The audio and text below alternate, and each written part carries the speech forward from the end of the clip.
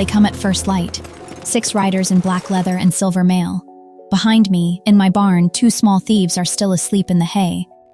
"Give them up, human," the captain says. "They belong to the crown." I am one widow with a dead man's pitchfork.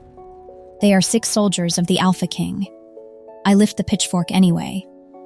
Then a 7th rider comes out of the mist. Every soldier bows to him. The most powerful wolf alive gets down off his horse and walks straight at me. "Step aside," he says. "No. All winter I fed them. All winter I kept them hidden. 2 starving pups with eyes like old silver coins and half the kingdom hunting them. A king who never smiles. A court that lies to him. A price on the heads of 2 little boys who steal bread and sleep in straw. Why does the whole of Silverpeak fear 2 hungry children? And when the Alpha King finds out what I fed all winter, will he take them from me? Or will he kneel?" The first thing they ever took from me was a loaf of brown bread, cooling on the sill. I stood there with my hands on my hips, staring at the empty cloth. 2 winters a widow, and now the foxes were robbing me. "Foxes don't fold the cloth back," said Hattie. Hattie Marrow was my nearest neighbor. 70 years old, built like a fence post, and twice as stubborn. She'd walked over with eggs and stayed, the way she always did, to say things I didn't want to hear. "The wind folded it," I said. "The wind." She sniffed. "And did the wind drink the milk pail dry too? Maybe it was thirsty." Brenna Fell. She set her basket down. "I've buried 2 husbands and a bad priest. Don't you lie to me before noon." I didn't answer. I was looking at the mud below the window. Tracks too small for a wolf, too wrong for a fox. Hattie followed my eyes. For once in her long, loud life, she went quiet. "You want me to send my grandson over with his dogs?" she said at last. "No, that was quick." "No dogs, Hattie." She looked at me a long moment. "You know what you are, Brenna? You're a woman with a spare loaf and an empty house. That's a dangerous animal. You should know what I was. Back then. So you know what I wasn't." "You know what this village calls you," Hattie said, still watching me watch the tracks. "Since Colm died." "Poor Brenna." I said it flat.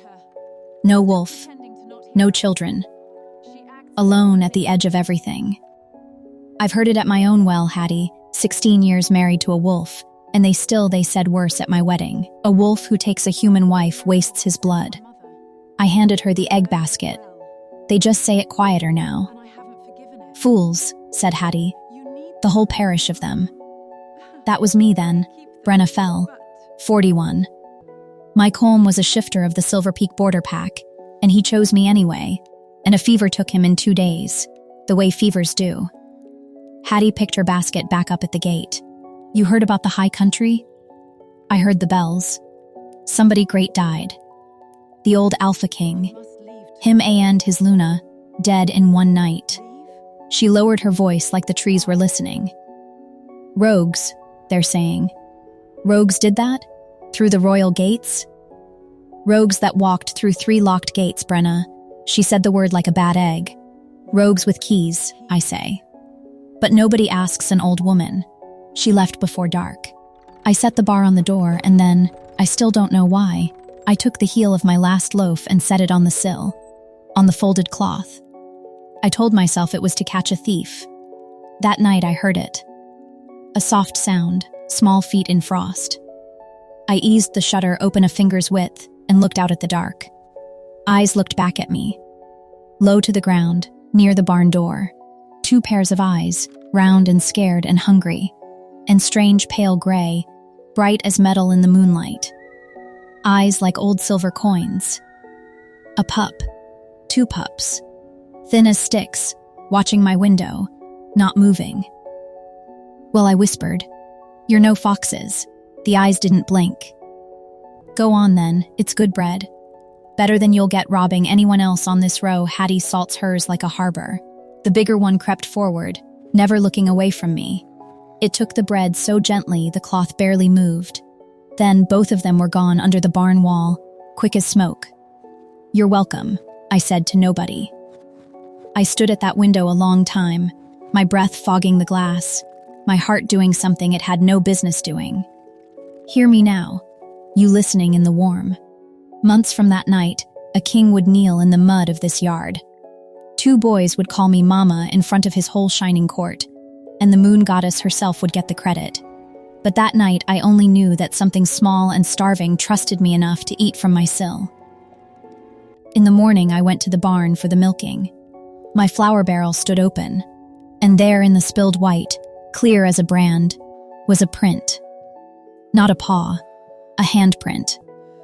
Small, 5 fingers. A child's. I didn't fetch the village warden. I want that remembered. Whatever else I did wrong that winter, I never once did that. I climbed to the hayloft at midday, quiet as I could, and looked over the edge of the old feed pen. 2 boys were asleep in the hay. Boys, not pups.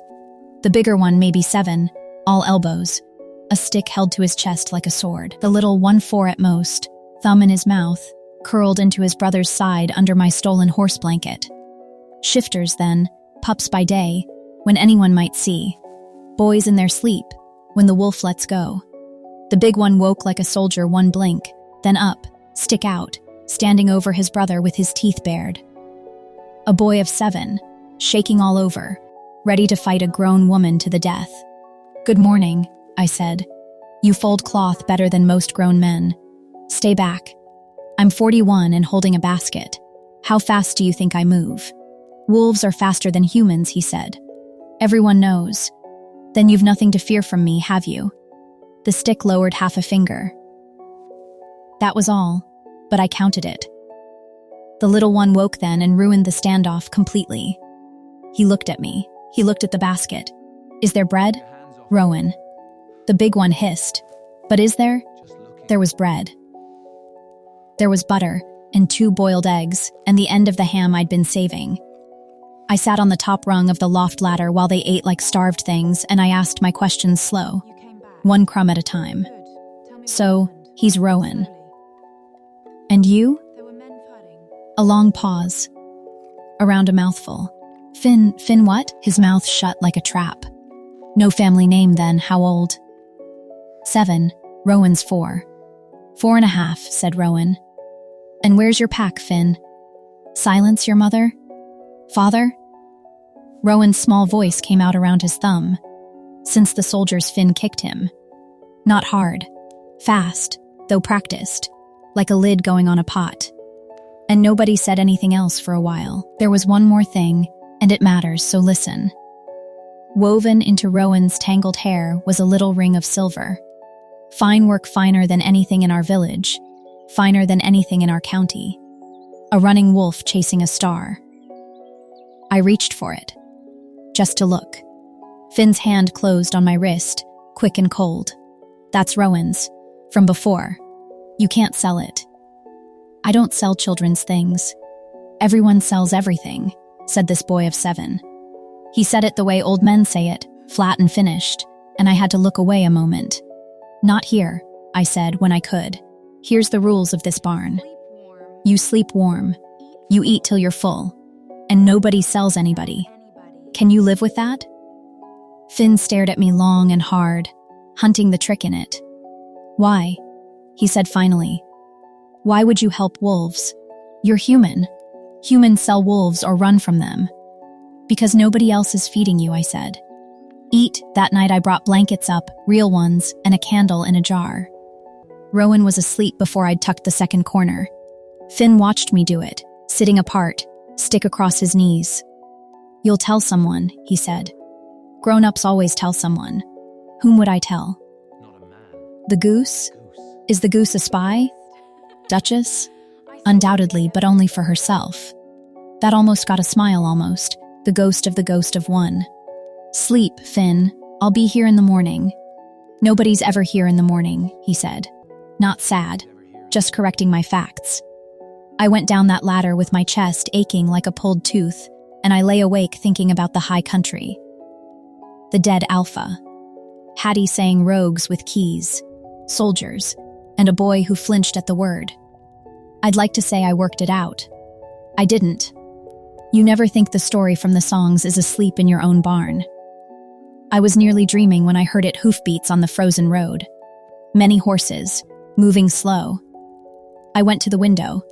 Torches, a line of them, coming down from the north way. The barn gave one soft thump, and I knew without seeing that 2 boys were now 2 pups, pressed flat under the hay. The torches came level with my gate. Then, they stopped. They didn't come in. They left something instead. In the gray of morning, I walked out and found a paper nailed to my gatepost, the crown seal at the bottom, black ink still sharp. I read it out loud to the empty road, because some things you have to hear in a human voice to believe. By order of Alpha King Theron. My breath smoked. 2 rogue pups loose upon the western border. Dangerous, dangerous, Rowan couldn't lift the milk pail. Any stray pup to be surrendered to the crown on sight, reward for word. And the last line, big letters, fresh ink, death for harboring. I stood there while the frost got into my knees. Then something in me went quiet and hard, like ice thickening on a pond, and I heard my own voice say it plain to the gatepost and the crows, and the moon goddess herself if she was listening. They can have my farm. They can have every coin in the tin. They're not having my boys. I know, my boys. 11 days. And my heart had signed papers my head never saw. That's how it happens, if you're wondering. Not lightning, bread, and 11 days. I burned the notice in the stove, and that same afternoon, as Celine would have it, the headman's cart rolled up my lane with a stranger sitting beside him. Brenna. The headman called. Crown's business. This is Master Ronan, surveyor to the king, come to walk the borderlands. Every farm's full for winter, and you've the back room. Do I get asked? He pays, said the headman, in the voice of a man announcing rain on a dry year. The stranger got down from the cart, and my first thought, Celine, forgive me, was that they made surveyors bigger than they used to. Tall, dark-haired, a gray thread at the temple. Somewhere past 40, with a soldier's stillness on him, a quiet way of standing that made my yard feel smaller. And his eyes were gray. Gray like winter storms, gray like I put it away from me. Half the kingdom has gray eyes, I told myself. Myself lied. Mistress Fell. His voice was low. I'll pay for the room, and I won't be trouble. Everyone who's ever been trouble said that first. That's fair. He considered it. I'll pay for the room, and I'll be quiet trouble. Behind him, my goose came around the woodpile, took one look, and hissed like a kettle. That's Duchess, I said. She hates men, kings, and Tuesdays. He looked down at her with great seriousness. Then we'll get on. I'm none of those things. I moved the boys that first night, before he'd unpacked out of the loft, into the old root cellar behind the barn. Warm, deep, dark. You let a crown man in the house? Finn's whisper cracked with fury. Are you mad? Think it through, Finn. You're better at thinking than most grown men I've fed. He stopped. I watched him do it, watched the anger bank down, and the cold little strategist come forward. A farm that hosts a king's man, he said slowly, is a farm nobody searches. There it is. It's still mad. It's mad that pays rent. If wolves are going to stand in my yard either way, I'll have the one with coin and manners. He's still crown, Finn whispered. If he finds us, he'll take us to the he stopped. He always stopped at the same wall, like it had a door in it he couldn't open. He won't find you. You can't promise that. I'm a grown woman on my own land, Finn. I can promise whatever I like. Rowan tugged my sleeve. Will you still bring bread? Every night, little wolf. With butter? Rowan, Finn said, despairing. We're hiding. We can hide with butter. Here is a strange truth, and I'll set it down plain. When I handed Master Ronan the room key that evening, his head came up. He went completely still, the way no human ever stands, like a man listening for a sound only he could hear. His eyes closed. One breath. And my pulse jumped without permission. I'm human. I can't smell anything on a man but soap and horse. My body knew something anyway and didn't tell me what. Something wrong, Master Ronan? No, he took the key without touching my fingers, careful as church. Something's right. The room, I mean. The room. Thank you, he said, and went in, and I stood on my own porch feeling like weather was coming. For 6 days it worked. He walked the borders with his instruments. Hattie came, looked him up and down at the fence, and delivered her judgment. If I were 20 years younger, you'd still be married. Hattie. Details, said Hattie. In the evenings, he sat at my table like a quiet mountain and made surveyor talk. Your Eastfield floods. Every spring since my grandmother's time, I could cut a drain line. 2 days' work. You're here to map the border, Master Ronan. The border, he said, is 40 miles of rock and marsh, and nobody waiting at the end of it with soup. I gave him more soup. It seemed the practical answer.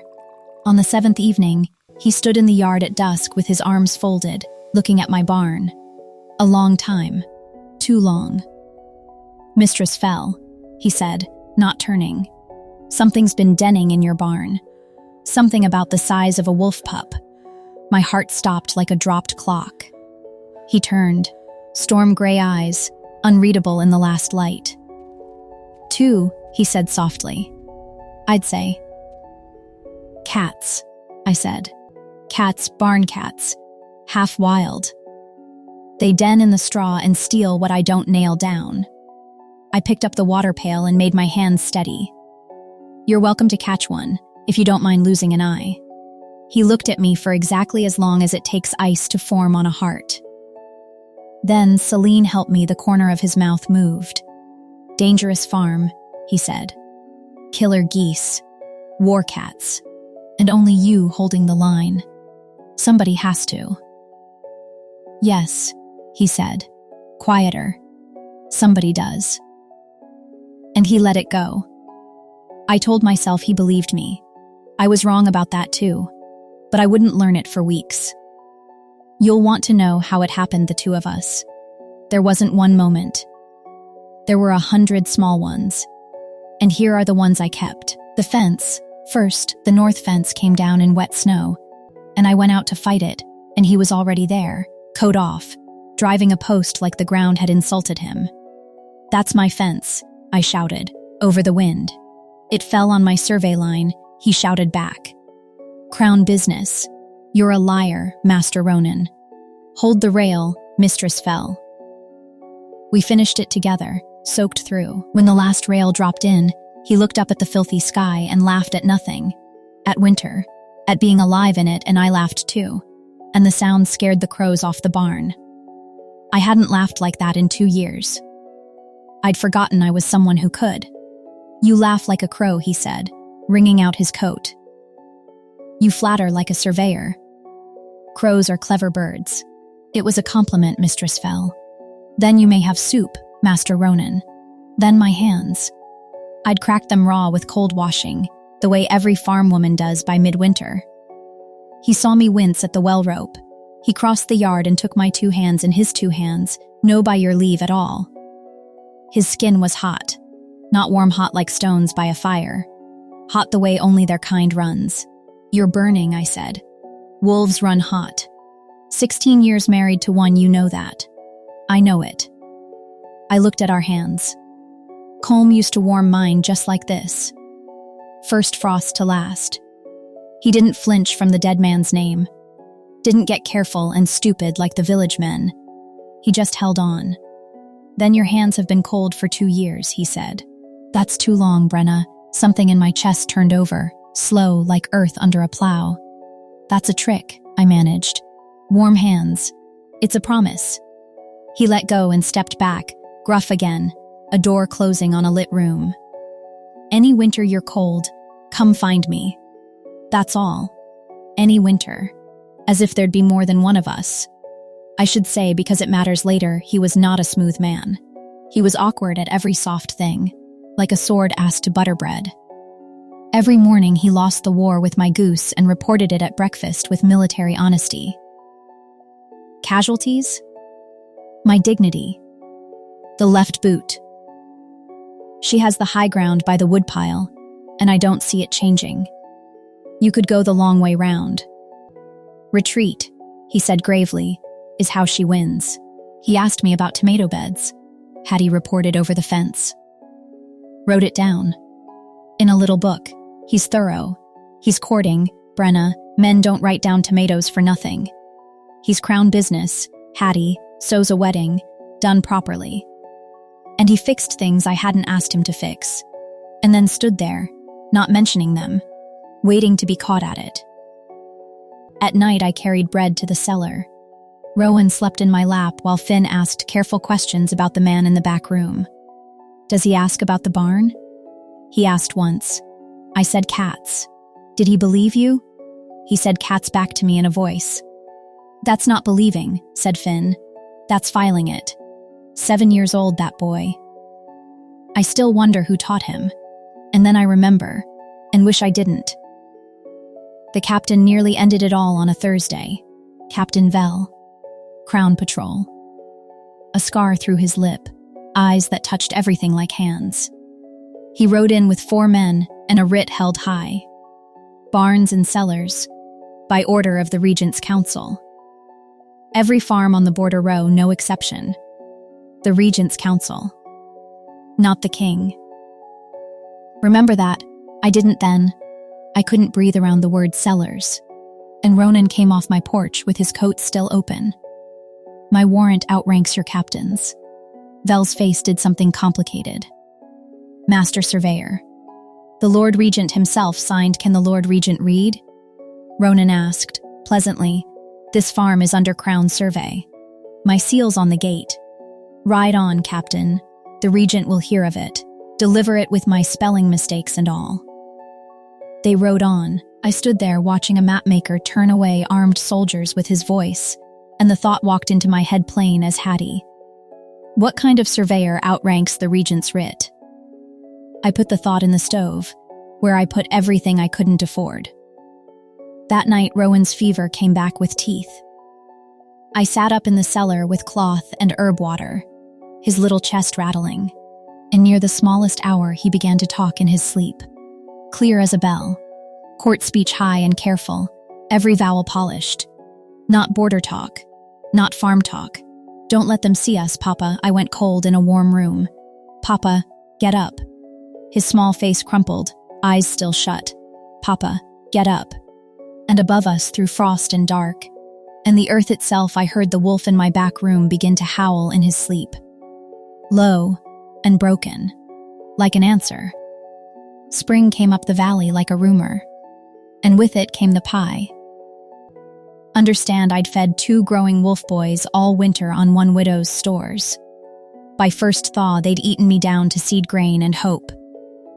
So when Hattie's plum preserves met my last good flour and became one triumphant pie, cooling on the sill like the old days, it was practically a royal treasure. I have put the events of that afternoon together many times. As near as I can tell, 1. 2 pups executed a daylight raid on the pie, against every rule I'd ever set, because they were 7 and 4 and it was pie. 2. Duchess the goose, sworn defender of the sill, met the raiders at the woodpile. 3. Master Ronan, hearing the sounds of war, came around the corner at speed and took the full ambush goose, wings, fury meant for the thieves. I came out to find the king's surveyor flat in the mud, pie wreckage across the yard, Duchess standing on his chest, screaming victory, and 2 small gray tails vanishing under the barn 1 heartbeat before his eyes could find them. Hattie, at the fence, surveyed the field. Foxes, she declared, boldest foxes in Silverpeak, this farm. Took the whole pie, look at that. Foxes, Ronan said, from under the goose. Enormous ones, I agreed, hauling him up with both hands. Not laughing. Absolutely not laughing. Brenna, mud from collar to boot, solemn as a judge. I want you to know I had the situation fully in hand. I could see that. The goose is a professional. I respect her. She accepts tribute in bread crusts. Then we can negotiate, he said, like civilized nations. And I laughed so hard I had to sit down on the chopping block. He watched me laugh with the strangest look on his face. like a man watching a fire in winter like he was warming himself at it. That night in the cellar, the raiders faced trial. Whose plan was it? Rowan's, said Finn. Finn's, said Rowan. The goose betrayed us, they said together. And that much I believed. You could have been seen. By a crown man. I held the candle up to two unrepentant faces. Was it worth it? Finn considered the question with all the gravity it deserved. It was plum, he said. Celine, help me, I laughed. You cannot court martial soldiers who are 4 and 7. That evening he sat on the porch step, mending the fence of his dignity, and I brought out salve for the goose bite on his hand. Because I am, at bottom, a fool. Give it here. It's nothing. It's a bite from my goose on my farm. Farm honor. Give it here. So the great quiet mountain of a man put his hand in my 2 hands, and the evening went very still around us. His skin poured heat like a hearth. Under my fingers his pulse was slow and heavy, a war drum at rest. And when I bent over his palm, I heard it felt a sound starting low in his chest. Not a growl, a rumble, deep and involuntary, gone as soon as it came. Not a human sound at all. I looked up. His eyes had gone dark, the gray pushed thin by black, the way Colmes used to when the wolf stood close under the skin. Brenna, he said, very low. I should tell you don't. I heard myself say it. Whatever it spoils, don't. For once in his life, the man obeyed. He kissed me. Or I kissed him, the historians disagree.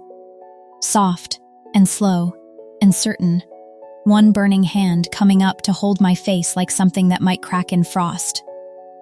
He smelled of cedar and rain and something older, something wild, and 16 years of marriage told me exactly what that meant, even as 41 years of good sense refused to hear it. And for one whole breath out there between the goose and the ruined pie, I was not poor Brenna at the edge of the village. I was seen. Really seen. First time in my life. Then I opened my eyes over his shoulder, and my whole body turned to well water. Finn stood at the barn door, boy-shaped, in daylight, breaking every rule white-faced, staring at me, staring at the back of the man I was kissing. His mouth made words with no sound in them, one of them. He was gone into the dark of the barn before my heart finished falling. Ronan felt me stiffen. He went still against me, and then, slowly, his head lifted.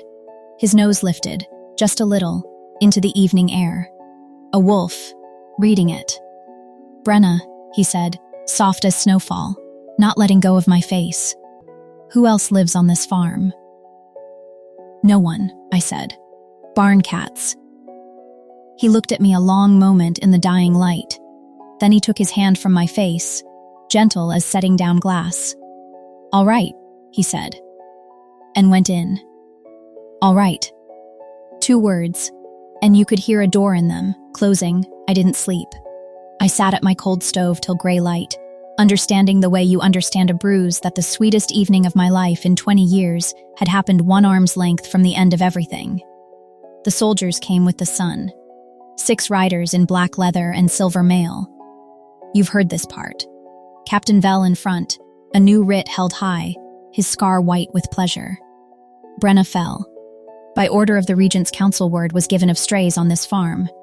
Stand away from the barn. The world went sharp and slow. Frost on the gate. Steam off the horses. My boys behind one thin plank wall, and every road out of this moment. Closed, but one. I took Colmes' pitchfork off the woodpile and put my back to the barn door. Give them up, human, Fell said. They belong to the crown. They're children. They're wanted. They're 7 and 4. They steal bread and fold the cloth back after. That's the great danger of the West, Captain. He leaned on his saddle horn. Death for harboring woman, it's on every gatepost you own. Last chance. I planted my feet in my own mud, on my own farm, and found out what I was made of at the bottom, under the grief and the manners. Then hang me in the spring, I said. You're not having my boys. Fell sighed and raised his hand to signal, and the mist up the lane opened, and a 7th rider came through it. No mail. no banner. A tall man on a gray horse with his coat still wrong from sleeping in it, because he had ridden out of my own yard not an hour before. Every soldier came off his horse and bowed to the mud. "Your Majesty," said Captain Fell. I heard the words. I saw Ronan, my Ronan, goose bitten, salved by my own hands, kissed by my own mouth, ride into my yard while armed men bent their necks, and the ground under my whole life tilted like a dropped tray. The surveyor. The warrant that outranked captains. The stillness. The heat. The howling in his sleep, the night Rowan cried for his father, Theron, Alpha King of Silverpeak. Asleep 30 steps from my root cellar all winter, and I had hidden his hunt from him with a story about cats. He got down off the horse. He didn't look at Vel. He looked at me the pitchfork, my face, and walked straight at me.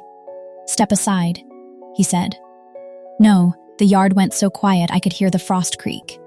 The king of every wolf alive stood one step from my pitchfork, and I did not step aside, and I watched him decide what to do about it. "Captain," he said, without turning, "take your men to the road." "Majesty, the writ was not mine. Cold as a knife under snow. We will discuss whose it was." "The road, Captain." They went. Then it was him and me in a barn between us. "You lied to me," I said. "In my own yard. With my own key in your hand." "Yes, Ronan, Theron," he said. "Ronan to my brother, when we were boys. It was the only true name I had left to give you." His voice cracked on the middle of it, and the king fell out of it, and left just the man. "Brenna, listen to me. I have hunted every mile of this border since autumn not to harm them, to find them before the men who killed their father finish the work. The notices say dangerous. The notices say death, for the ugly words were the only shield I had." He dragged a hand down his face. "A kind notice tells the killers the crown knows the heirs are alive. A cruel one tells them nothing.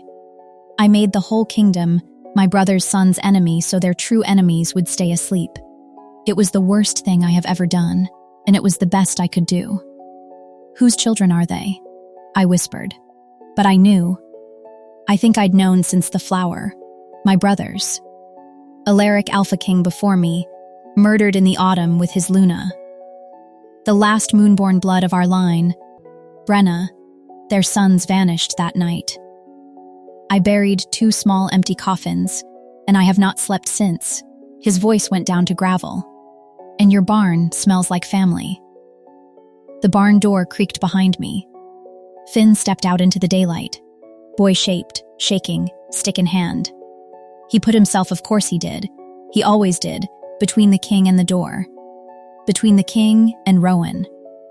Tiny and certain and ready to die. And I watched the tall gray-eyed man look at the small gray-eyed boy. Coin silver to coin silver. The same eyes exactly, and I'd known it since the first moonlit night, and burned it in the stove with everything else.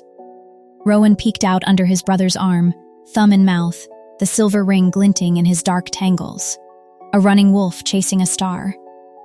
"I put that ring in his hair myself," the king said, hoarse, to nobody. "The day he was named. I held him, and he screamed the hall down, and Alaric laughed so hard he cried. And I, and then the Alpha King of Silverpeak, before whom 6 soldiers had just bent into the mud, went down on his knees in my farmyard. Both knees. Arms open, at eye level with a 4-year-old, and I saw that his face was wet. "Finric," he said. "Rowan, oh Celine, look how you've grown." Finn's stick wavered. His whole small body was one held breath. "Uncle, Theron?" "I'm here, pup, I'm here. I never stopped looking. Not one day. But here is the thing I will carry to my grave, the thing that decided everything after." The boys ran. Both at once, a stampede of 2.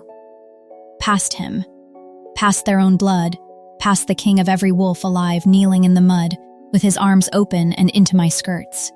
And held on like drowning. Nobody moved. The king knelt in the mud with his empty arms open, looking at what winter had made, and I watched him understand it whole, in one long breath.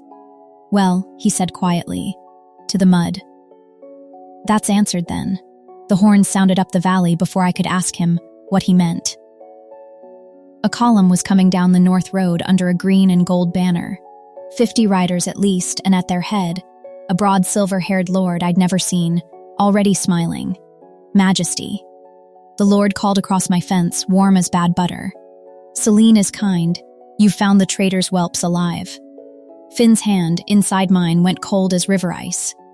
He pressed his face against my side, and I barely heard it, only felt it. Whispered into homespun, "That's the smell." The lord's name was Garrick. Lord Regent Garrick, the dead king's own beta once, the council's head now. The man who had steered Silverpeak all winter while Theron hunted the border. He filled my yard with soldiers, sorrow, and speeches, and did it all smiling. The heirs. Alive. The realm will weep for joy, majesty. The bells will ring from here to the sea. Then he looked down at me from his tall horse, and the smile stayed, and the warmth left it. "And what is this?" Mistress Fell sheltered them, Theron said. He was on his feet, mud on his knees. Mud on a king. Nobody dared look at it. Sheltered, Garrick tasted the word like a pip in the wine. An unregistered human, harboring the blood royal in a barn. Through a crown search, under crown notices. Majesty, the law calls that a hanging word. The law, Theron said, can be read more than one way. Mercy, of course. Mercy, given the outcome. Garrick spread gloved hands. But there are forms, questions. The council will insist on questions. The council may insist to ME. Naturally, he bowed from the saddle, exactly low enough. And the heirs come to the capital tonight. Of course. They're settled here for now, the Moonborn blood, majesty, under a peasant roof, unwarded, unguarded, on an open road. Garrick's voice went soft and reasonable, a knife in a velvet sock. Every assassin in the north dreams of this farmyard. Your father wrote the law himself. The heirs sleep behind the hall's wards, or the regent has failed the realm. Would you have me fail the realm? And here is where the ground I'd built all winter fell through. The king looked at me, one long look with a whole unlived life inside it. And then, he did what kings do. They come to the capital, he said quietly. Tonight, it took 3 soldiers. I want that written in some book they keep. 1 boy of 7, and 1 boy of 4. And it took 3 grown wolves in silver mail. Because my boys fought like their whole line. Mama. Rowan screamed it over a soldier's shoulder, reaching back with both hands, the little ring flashing. Mama. Mama. Finn didn't scream. That was worse. Finn stared at me over the horse's rump as they rode away, silent, betrayed, coin-gray eyes filing me away on the long, long list of everyone who had ever let him be taken. I stood at my gate until the column was a smudge. Then nothing. Theron was the last to ride. He stopped his horse beside me and hunted for something in my face, and I gave him the pitchfork nothing. Brenna, the moment it's safe, I'll send ride on. Majesty, your road's that way. He flinched like I'd struck him. Garrick called something gilded from the head of the column. He set his jaw and rode. A young soldier trotted back, red-faced, and set a fat purse on my gatepost. For your trouble, mistress, the Lord Regent sends his thanks. Take it back. I can't, mistress. He then leave it for the crows. A purse of silver. For my trouble. It sat on that gatepost in the rain for 3 days, and on the 4th day it was gone. And I hope whoever took it drank it well. What came after, I can only tell you the way Hattie found me, because I lost the days on my own. The farm went quiet in a way no winter ever made it. I set 2 places at my table without thinking. Put them away. Set them again. I baked bread nobody stole. I stood at the barn door at midnight with a heel of loaf in my hand like a madwoman, listening to straw settle. I couldn't eat. That's the plain truth. Whatever thread had sewn itself between my chest and those 2 boys, it pulled tighter every mile they were gone. Hattie found me gray at the wash line and put me to bed like a child. Look at you. Look at you. She piled quilts like earthworks. You've the mate grief and the mother grief in one body. Celine's sense of humor, that one at a time is enough to kill a wolf, and you're running both on a human heart. I'm not his mate, Hattie. He lied to me from the first hour. And the lying's real. And so's the rest. She tucked the quilt in with fence post hands. Drink that. I'm not Brenna Fell. You're in love with the surveyor, your mother to the crown of Silverpeak. And you did it all in one winter out of one barn.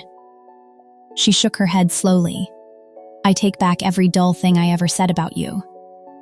He chose the crown, Hattie. He stood in my yard and chose. She looked at me over the cup. And what would you have him do, girl? Start a war with his own council in your cabbage rows, with 2 pups in the middle of it? Sometimes a man kneels in the mud so he can stand up later where it counts. We'll see which he is. Letters came, sealed with the crown's running wolf, 1 a week in a strong slanted hand. I put them unopened in the tin on the mantel. You're not even going to read them? No, that's the stupidest strength I ever saw, said Hattie with respect. She stayed 3 nights. On the 3rd, she caught me at the window at midnight, a heel of loaf in my hand. They're not coming tonight, love, she said. Gentle, for once. I know they're not coming, Hattie. I looked at the dark barn. I just don't know what to do with the bread. She took it out of my hand and set it on the sill anyway. You leave it there. Same as always. She steered me to bed by the shoulders. That's what hope is, girl. Bread you're willing to waste. I'm not proud of the tin now. I was proud of it then. Pride is what you hold when your arms are empty. Then, a month gone, on a night of hard rain, someone knocked at my door. An old man stood in the wet. Road filthy, fine dressed under the mud, holding his hat like a beggar.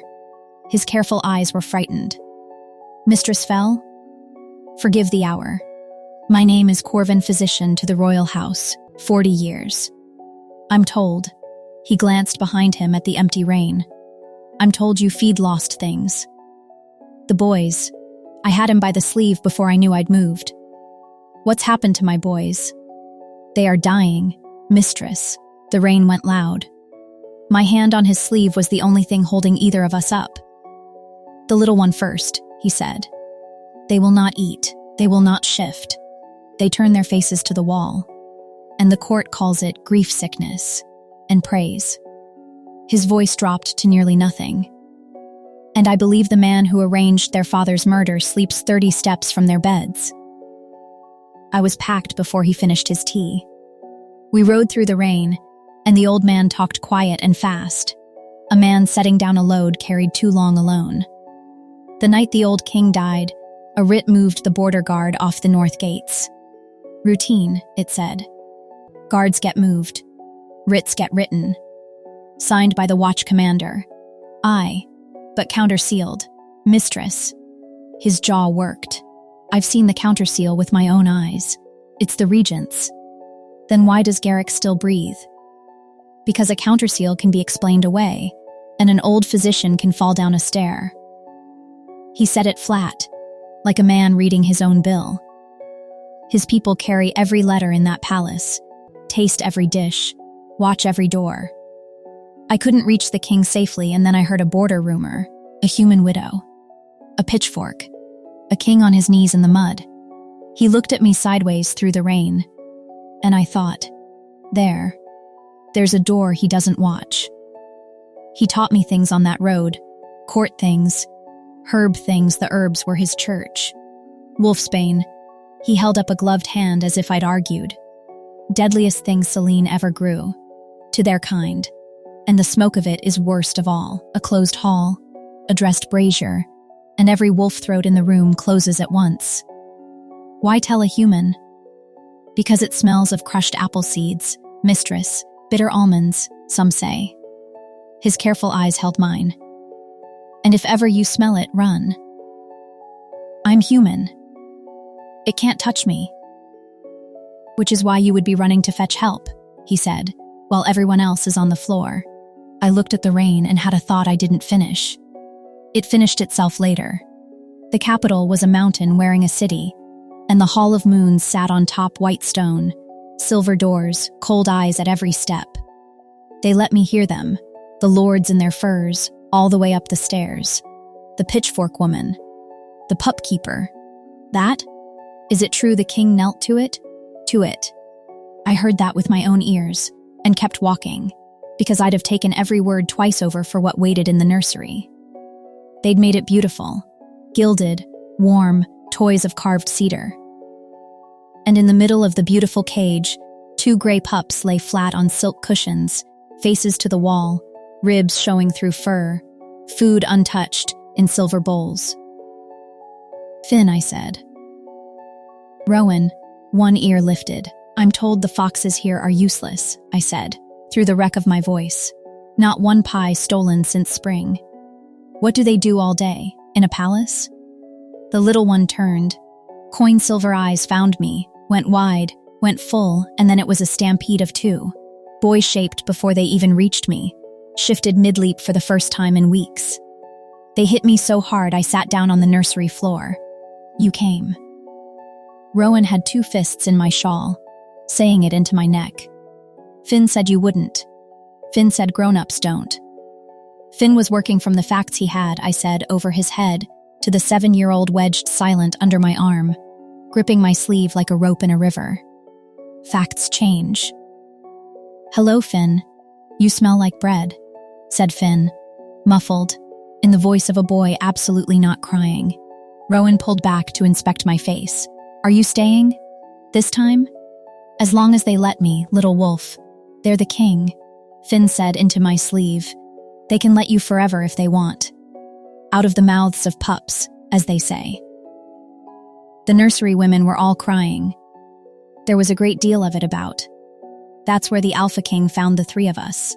He stood in the doorway in black and silver and looked at the pile we made like a man outside a lit window in winter.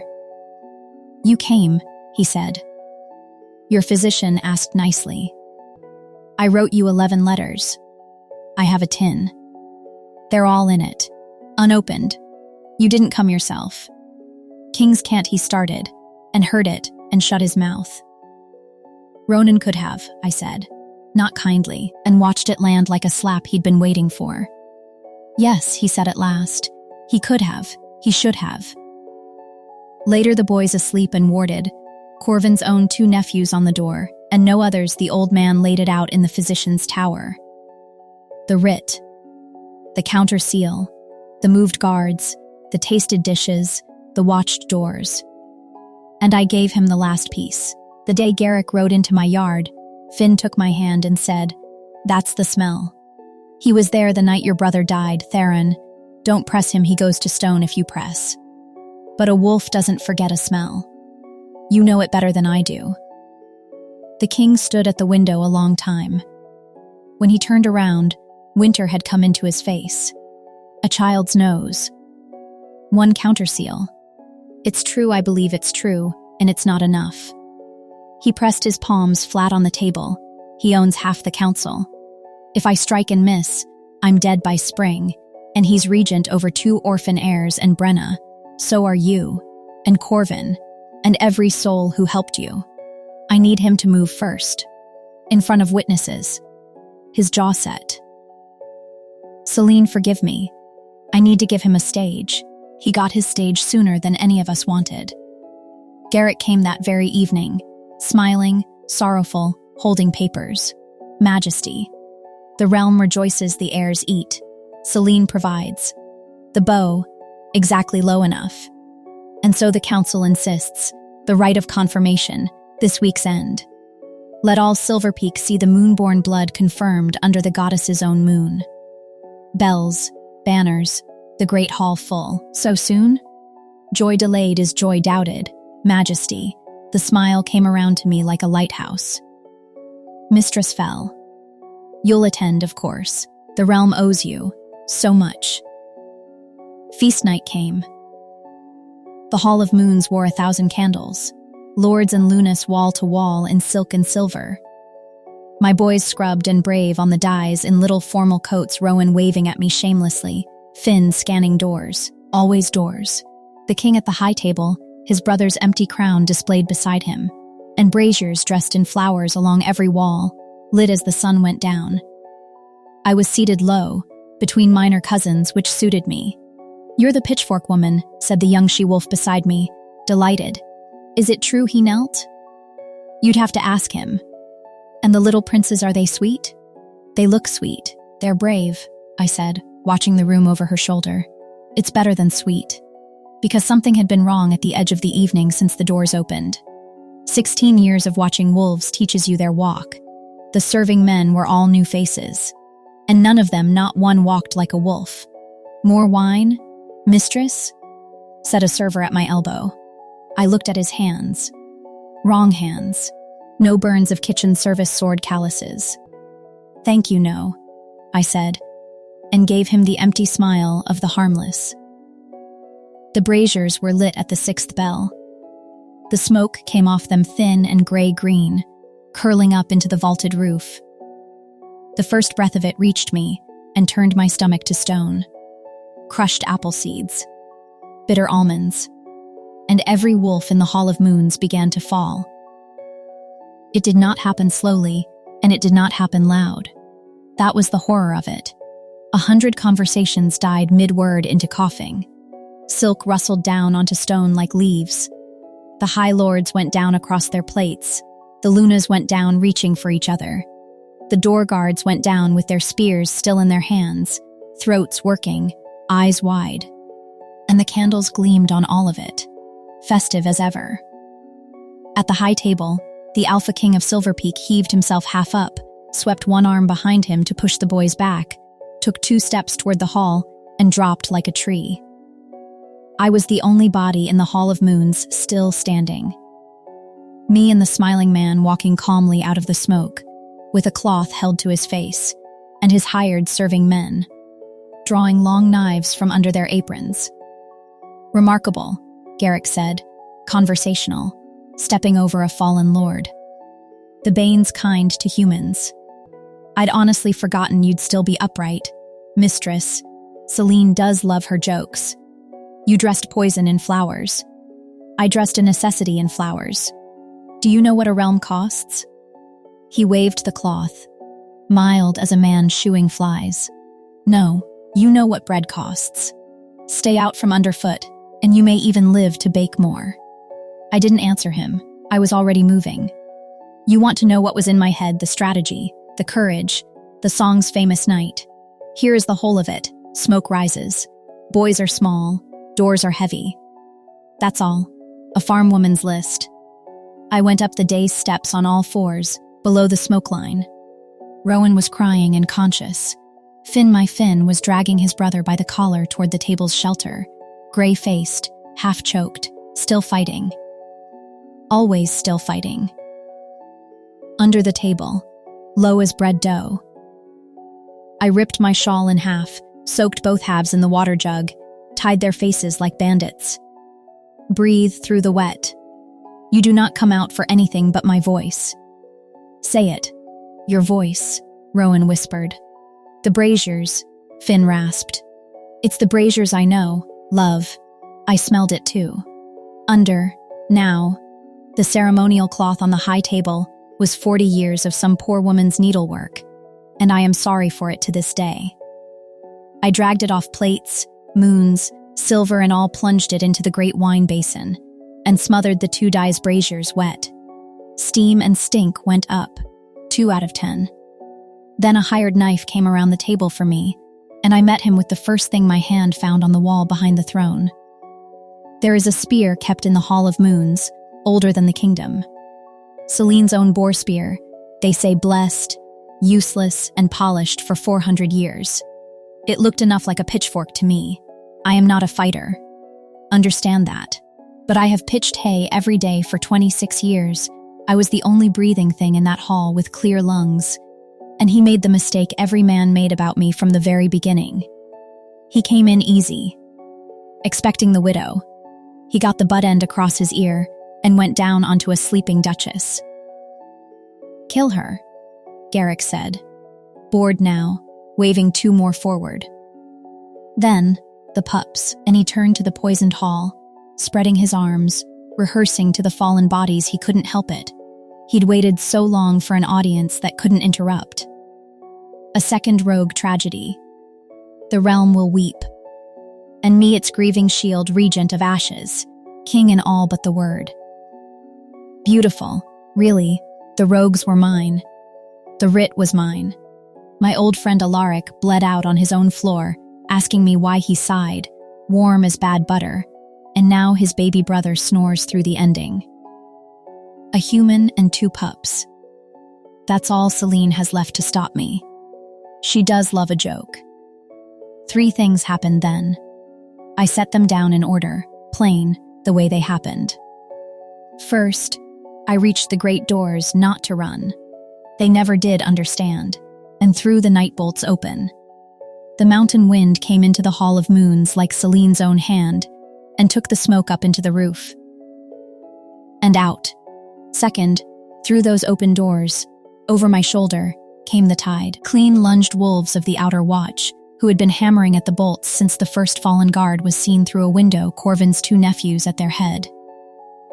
Because the old man had smelled the new servants at the 5th bell, same as I had, and gone out for help before the braziers were ever lit. And third, behind Garrick, in the clearing air, the Alpha King of Silverpeak got up off the floor. Not all the way up. 1 knee. 1 hand on his brother's empty crown stand. Lungs full of poison, eyes full of murder, but up. Because the Dias braziers had died first, under 40 years of wet needlework. And I had bought the strongest wolf in the kingdom, just enough clean air to hear every word of his regent's rehearsal. Garrick, the king said, in wet gravel. You always did love a stage. What was left wasn't much of a fight, and I won't pretend it was. Sellswords are brave against sleeping lords. Against the woken guard of the Hall of Moons they lasted as long as spring frost. Garrick himself went for the dais for the boys, even then, even ending, because dead heirs were the only crown he had left, and he found me standing in front of the table one more time, me and Celine's boar spear level at his throat. You, he said, and the smile finally died. You were supposed to be nothing, the mud at the edge of the map. I'm the mud you drowned in, I said. Kneel down, my lord, it's the fashion here. I did not lower that spear until the 3rd chain clicked shut. Ask anyone who was there. Then, and only then, I turned back to the high table. You can come out now. 2 wet-masked bandits crawled out, gray-faced, blinking in the mountain wind. Is it done? Finn's voice was a small rasp. Did we win? We won. Your uncle's breathing. Everyone's breathing. Rowan looked around the smoke-stained hall at the waking lords, at the man in chains, at Celine's boar spear in his mother's hands, and delivered the summary the songs would spend years trying to match. Mama, he said hoarsely, your parties are terrible. The wolves nearby were coughing. I choose to believe some of it was laughter. They tried him in that same hall 2 days later, with the smoke stains still on the vaulting. I'll give the wolf court this much, they do not look away from their own shame. The lawkeeper read it all out, old voice steady. The counterseal upon the gate writ, the regent's. The warding tincture found in the regent's rooms, stolen from the royal physician's own stores. His words in this hall, witnessed by the crown, by the guard, by 40 lords now waking. Lies, Garrick said. Grief and lies. Who accuses? The physician I'll ruin? The human? I accuse, said a small clear voice. Finric, heir of Silverpeak, stood up from his chair straight as his stick. He walked to the rail, and he pointed once, and he said the 5 words no wolf alive doubted. That's the smell. That's him. You could hear the candles burn. A wolf doesn't forget a smell, and every wolf in that hall knew it, and knew a child cannot be taught to lie to a hall of noses. The lawkeeper broke Garrick's namestone on the dais steps, stripped of name, stripped of rank, stripped of pack. The silver mines, for the rest of the life the goddess grants him. They led him out in chains, past the whole silent court, and nobody looked at him. Not one face turned. Wolves have worse punishments than hanging, mistress, Corvin murmured beside me, watching him go. Being no one is the deepest of them. Finn watched him all the way to the door. Then my grave iron little soldier let out one long breath, leaned into my side, and said, "He's smaller than I remember." "They always are, love," I said. "Once somebody stands up to them." That evening, the Alpha King of Silverpeak came to find me in the nursery and knelt in front of me for the second time in his life. In front of everyone. Nurses, guards, Corvin, Hattie, did I not say? Hattie had arrived at the second bell that morning, having commandeered a mail cart, because someone has to see this court is run properly. In front of the boys and all of it, the crown of Silverpeak went down on both knees on a nursery floor scattered with cedar toys. "Get up, you great fool," I whispered. "Scarlet, no," he said. "You had it right. It is the fashion here. Theron, I lied to you from the first hour in your yard, with your key in my hand and my true name in my pocket. I let my court call you the human, the pitchfork woman, when every soul in this palace should have knelt where I'm kneeling." His voice stayed steady, and his eyes did not. "I hunted my brother's murderer for a year, and fed him at my own table. And the 1 week it mattered, I chose my crown's caution over your heart. I took your children off your land, Brenna. I let a man pay you silver for them." "You did," I said, "because I'm not in the forgiveness trade at a discount." "I did. And you carried my whole kingdom out of the smoke anyway. Because carrying is what you are. He didn't reach for me. Every man reaches." He knelt there with his hands open on his knees and his throat bare. "A wolf shows his throat once in his life," Corvin told me after, and he laid the choice in my lap like bread on a sill. "Stay, and you're my Luna, my mate, their mother, under the ancient claiming law and Celine's own moon. Walk away and I'll bring the boys to your farm every summer myself, and no soldier will ever stand on your road again, and I'll never trouble you more." His voice went down to gravel. "Either way, you hold this kingdom's whole heart in your 2 cold hands. It was always going to be your choice. Everything should have been. Choose." The room held its breath. Rowan did not. "Choose US, Mama," a small voice from behind a cedar horse. "We're way better." Rowan. Finn hissed. "What? We are. Well, statecraft is statecraft." I looked at this man, this awkward, burning, goose-bitten king, who had knelt in mud for 2 children and now knelt on a nursery floor for a farm widow, with flowers still under her nails. I took his face in my 2 cracked hands. "You warmed my hands once," I said. "You made it a promise. Any winter I was cold. I remember. I've been cold since they took the boys through my gate, Theron of Silverpeak. And I finally let myself say the word I'd been putting in the stove since midwinter. So come home, Ronan." The sound he made was not a king's sound at all. When he marked me later, under the true moon, the boys asleep and the court singing somewhere below it, was a heat like sun on winter skin. One thin silver line at the curve of my neck, and the bond snapped into place like a lock, clicking home. And the feeling I'd had no right to feel since a pie died in my dooryard stood up inside me at last and said its own name. Chosen, at 41, in the sight of Celine, with straw still in my hair somewhere. Chosen. 1 year on, and the court of Silverpeak spends its summers, by royal decree, at a farmhouse on the western border. The decree says it's for the heir's health. The heirs say it's for the pie.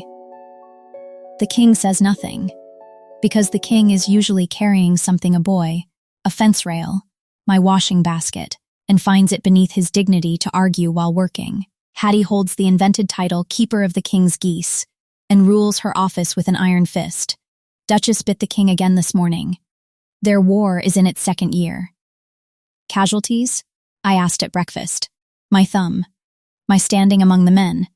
He held out his hand for salve, a large solemn ritual we both pretend is medical. She has allies now. Brenna, the grey hen, reports my movements. You could make peace. I offered terms. She ate them. Down the table, Finn looked up from his porridge with a strategist's regret. She has him surrounded. Mama, it's the woodpile. He never learns about the woodpile. Finn is 9 now, and taller, and he laughs easy as breathing. A sound I once thought that boy had buried in the high country. He is teaching Rowan to fish, which is to say Rowan falls in the stream daily and comes home proud. The household wager stands at 3 copper on whether the goose or the king surrenders first, and I regret to report that both boys have their money on the goose. Nobody hunts them. Nothing hunts either of them. Ever again. At supper, Rowan, apropos of gravy, put down his spoon. Papa Theron, why did you kneel to Mama in the mud that day? Kings don't kneel. Kings kneel to queens, the king said, passing the bread. Even muddy ones. Especially muddy ones. Mama's not muddy. You should have seen her when I met her. And he caught my eye down the table. And there it was, the smile he gives, no council, no court, no crowd, just me. Last night the mountain chill came down early. I stood at the window with my hands cold out of old habit, listening to my house breathe. Bread cooling on the sill for no one, for the memory of thieves. 2 boys asleep upstairs. A tin on the mantel with 11 letters in it. Every one read a dozen times over by now. He came up behind me, warm as a hearth in the dark. You made a promise once, I said, not turning around. Warm my hands. Every winter, he said, and took them. And the thin silver line at my neck went warm as sun on winter skin, the way it always does when he's close. Every winter you've got. Brenna of Silverpeak. 2 small thieves stole my last loaf and paid me back with everything. I was done being the woman at the edge of the village, the edge of the map, the edge of every room. I was home, and now I want to hear from you, my love. Be honest with me. If 2 starving pups had turned up in your barn, with the whole kingdom hunting them, would you have hidden them from the king like Brenna did? Or would you have trusted him with the truth from the very first night? It's a harder choice than she makes it look. Tell me in the comments. I read every single one, usually with my tea. And if tonight's story warmed you, there's a bonus scene, the boys' first moon festival, and Duchess's finest hour waiting for members and on my Patreon. Until the next full moon, much love from the Velvet Story House. Sleep warm. Good night.